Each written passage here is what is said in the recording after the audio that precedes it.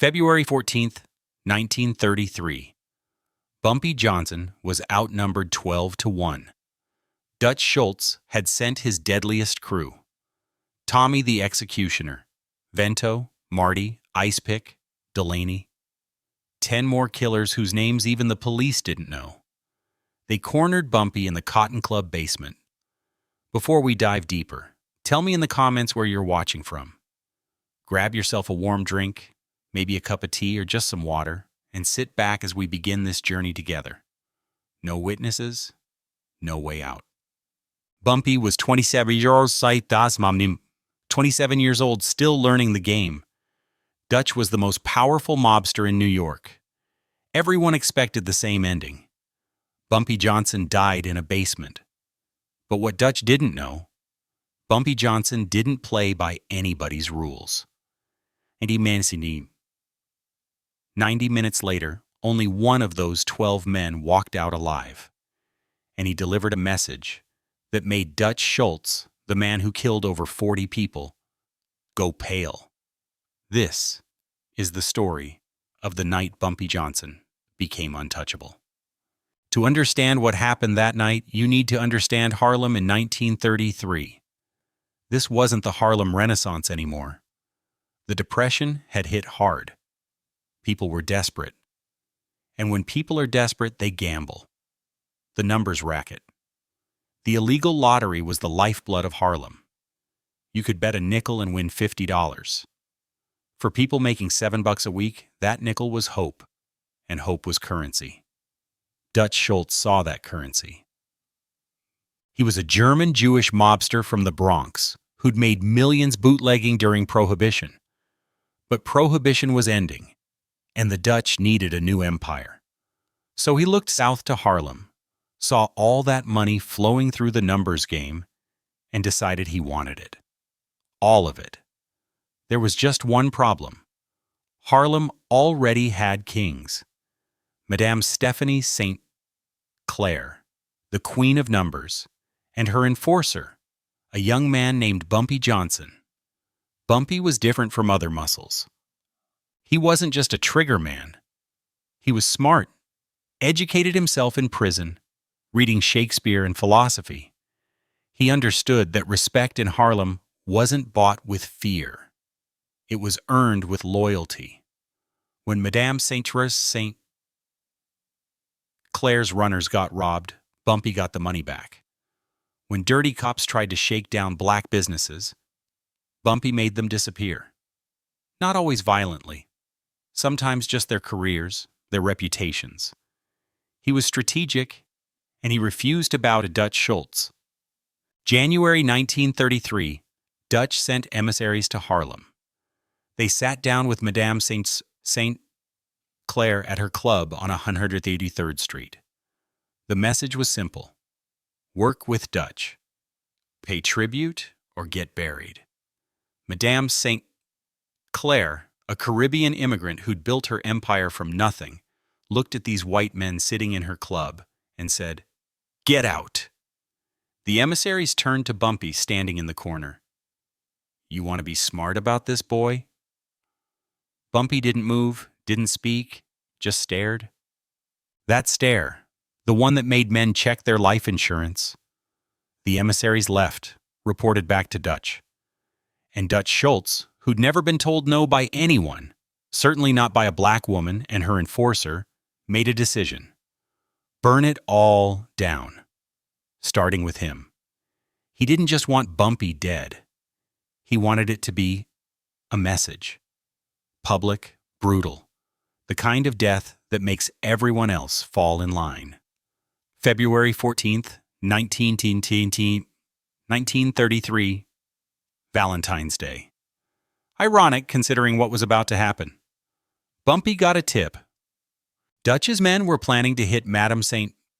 Clair's main counting house on Lenox Avenue at dawn. Bumpy went to check it out solo. That was his first mistake. Or maybe it wasn't a mistake. Maybe Bumpy knew exactly what he was walking into. The Cotton Club basement. It wasn't a famous club. That was downtown for white audiences. This was the real Cotton Club, the after-hour spot where Harlem's players came to drink, gamble, and settle scores. The basement was storage, crates of liquor, poker tables, and a single exit through a narrow staircase. Perfect place for a trap. Bumpy descended those stairs. The room was dark except for one light bulb swinging from the ceiling. And then he heard it. The sound of safeties clicking off. 12 guns. 12 men stepping out of the shadows. Tommy, the executioner. Vento stepped forward. Tommy had killed 16 men. Always close range. Always looked them in the eye. He smiled. Dutch sends his regards. Bumpy stood there, hands at his sides, face calm. He looked around the room slowly, counting 12. He looked back at Tommy. That's all he sent? Tommy's smile faded. See, that's the thing about Bumpy Johnson that people didn't understand. He didn't posture, didn't bluff. If he said something, he meant it. And standing there, outnumbered 12-1, asking if that was all they sent, that wasn't bravado. That was calculation. You got about 5 seconds to beg, Tommy said, raising his gun. Bumpy tilted his head slightly. You're making a mistake. What mistake? You're about to be dead. The mistake, Bumpy said slowly, is thinking I came here alone. 12 guns stayed trained on him. But now there was hesitation, doubt. Tommy glanced at the stairs. Nothing. I looked back at Bumpy. You're bluffing. Bumpy smiled for the first time. Then shoot. Nobody shot. Because here's what Dutch Schultz's men didn't know. Bumpy Johnson had been fighting since he was 10 years old. Charleston, South Carolina, before he moved to Harlem. Street fights, prison riots, wars over territory. He'd learned something that most men never learned. Violence has a rhythm. And right now, standing in that basement, Bumpy controlled the rhythm. Tommy's finger tightened on the trigger. Last chance. Bumpy moved. What happened next? Nobody could fully explain afterward. The one survivor's testimony was confused, fragmented. But here's what we know. Bumpy didn't go for a gun. He went for the light. One punch. The hanging bulb shattered. Darkness, complete, then chaos. The first shots came wild, panicked, men shooting at shadows, at sounds. Tommy screaming, "Hold your fire! Hold your fire!" But fear doesn't listen to orders. In that darkness, Bumpy became something else. He knew that room, had played poker there 100 times, knew every crate, every table, every corner. The Duchess didn't. One by one you could hear them going down. Not from gunshots. Bumpy didn't waste bullets. He used his hands. Used their confusion. Used the fact that they were shooting each other in panic. A scream. A body hitting the floor. Another gunshot. Another scream. Tommy tried to rally them. The stairs. Get to the stairs. But Bumpy was already there. The violence lasted maybe 3 minutes. 3 minutes felt like 3 hours. And then, silence. When someone finally opened the basement door from upstairs, let light spill down those steps. Here's what they found. 11 bodies. Not all dead, but all down. Broken bones, gunshot wounds from friendly fire, unconscious, bleeding. And one man sitting on the floor against the wall, hyperventilating. Gun still in his shaking hand. Marty ice-picked Delaney, the only one still conscious. Bumpy was gone. Vanished like smoke. Marty Delaney crawled up those stairs. It took him 20 minutes. Every step, agony. Broken ribs, maybe worse. He made it to the street as the sun was coming up. Flagged down a cab with blood-soaked money. Bronx, he gasped. Arthur Avenue, Dutch Schultz's headquarters. Marty stumbled into Dutch's social club. The Dutch were eating breakfast, eggs, toast, coffee, and reading the newspaper. He looked up, saw Marty covered in blood, and went still. "Where are the others?" Marty couldn't speak at first, just shook his head. "Where are my men?" "Dead," Marty finally whispered. "All of them. He let me live." The Dutch stood up slowly. "He what?" "He let me live to give you a message." The entire room went quiet. Dutch's lieutenants, his accountants, his bodyguards, everyone stopped, watched. "What message?" Dutch's voice was ice. Marty reached into his jacket. Dutch's men reached for their guns, but Marty pulled out a single playing card, the Ace of Spades, covered in blood. He placed it on the table in front of Dutch. "He said to tell you Harlem's not for sale, and if you send more men, send more cards. He's collecting a deck." Dutch Schultz stared at that card for a long time.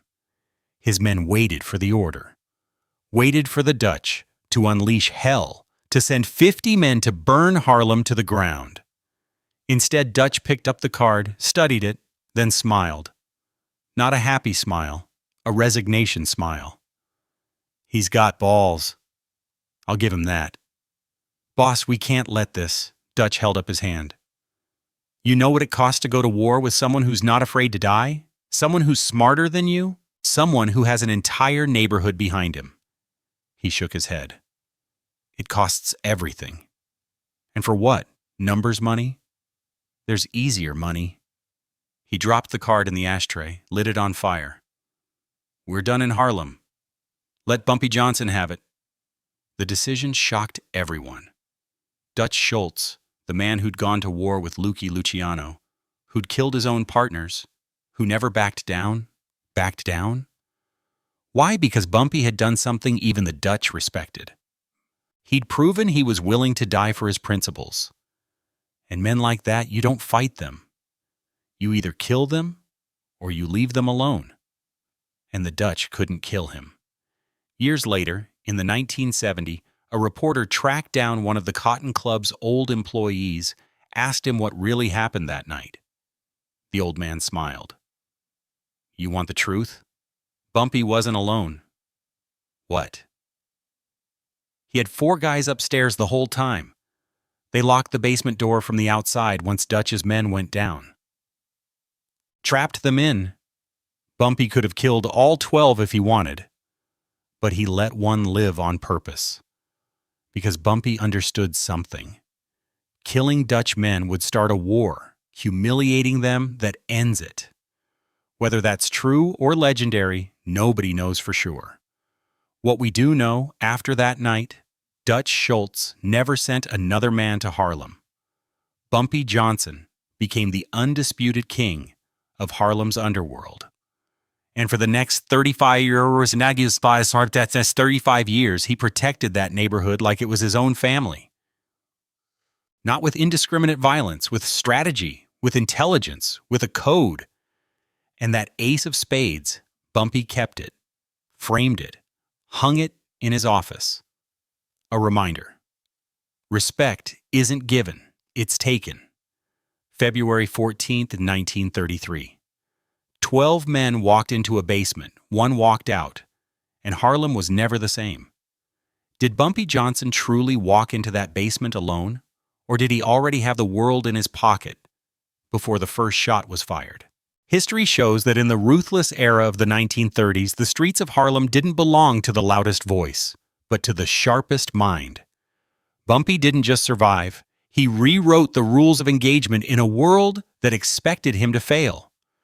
Perhaps the first lesson is that street smarts are not about the strength of your trigger finger, but the depth of your patience. Bumpy transformed a dark basement into his own chessboard, proving that when you control the environment, you control the outcome. Secondly, true prestige is never borrowed. It is forged through unshakable principles. The world does not fear the man with the most guns, but the man who would rather die than betray his code of honor. Finally, an authentic leader understands that power is a heavy mantle of responsibility. Bumpy wasn't just a kingpin, he was a shield for Harlem, knowing that true dominance comes from protecting the community that feeds you. In the modern world, whether in business or personal battles, the lesson remains. Never let the chaos dictate your rhythm. Success is a game of psychology and integrity, where one calculated move is worth 1,000 desperate ones. When the lights go out and you are outnumbered, will you rely on your borrowed weapons? Or will you stand firm on the reputation you've built?